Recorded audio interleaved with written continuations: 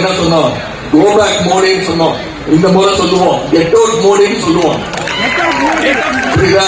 திராவிடர் கழகம், காங்கிரஸ் இயக்கம், Marxist communist கட்சி இங்க எத்தனை முறை வந்தாரு? தேர்தலுக்கு தேர்தல் மட்டும்தான் வருவாரு.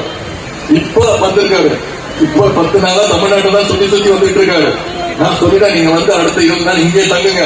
உங்களால ஒரு சீட்டு கூட இங்க ஜெயிக்க முடியாது. பாரதிய ஜனதாவால ஒரு சீட்டு கூட ஜெயிக்க முடியாது.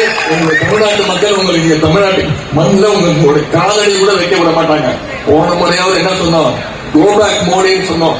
இந்த முறை சொல்லுவோம் கெட் அவுட் மோடின்னு சொல்லுவோம். புரியுதா?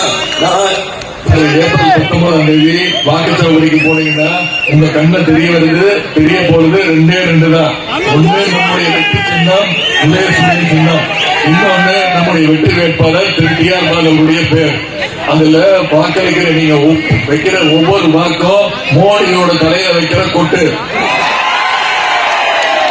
வச்சிருக்கீங்களா? மோடி தலையில கொட்டு வச்சுக்கிட்டே இருக்கணும்.